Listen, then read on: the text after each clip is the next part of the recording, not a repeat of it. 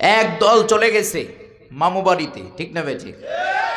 আবার কিছু মানুষ, কিছু দলের মানুষ ক্ষমতা পাবার আগেই লাফালাফি শুরু করেছে। বাস্তব না বাস্তব? চিল্লা বলেন। কথা ভুল বললাম? ভুল বললাম? কিছু মানুষ আবার লাফালাফি শুরু করেছে, মনে হয় বা দেশটা তাদের মামু বাড়ির আবদার।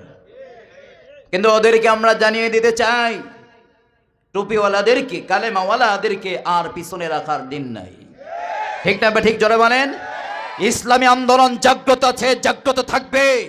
ইসলামী আন্দোলনের পক্ষে তৌহিদি জনতা, মুসলমান, কালেমাওয়ালা মানুষগুলা ঝান্ডাবাহী ইমানের চেতনায় উজ্জীবিত হয়ে বেঈমান মুনাফিকদের বিরুদ্ধে লড়াই নামার জন্য প্রস্তুত হয়ে আছে। কথা ঠিক না? ঠিক জোরে বলেন। এর জন্য বেশি লাফালাফি করো না। কি বেশি লাফালাফি করো না। Today is tomorrow. আগামী দিন আসবে কালেমাওয়ালাদের দিন। আগামীর পতাকা উড়বে ইসলামওয়ালাদের পতাকা। ঠিক না? ঠিক জোরে বলো।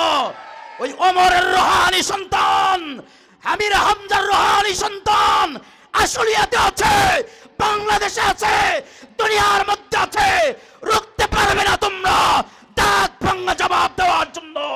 আজকের মাহফিল থেকে উদাত্ত আহ্বান আমি জানাইতে চাই, কারা কারা আমার সঙ্গে একমত পোষণ করে রাজপথ কায়েম করার জন্য, আল্লাহর রাজত্বকে, আল্লাহর দিনকে, আল্লাহর রাজকে জমিনের মধ্যে বুলন্দে রাখার জন্য কারা কারা একমত হাত তুলে দেখাও।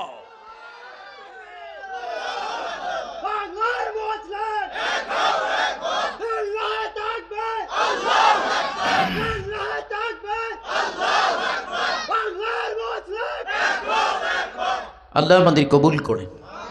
চিল্লায় পড়ে আমিন। প্রিয় ভাই আমার, শান্তি কাদের থেকে আশা করেন?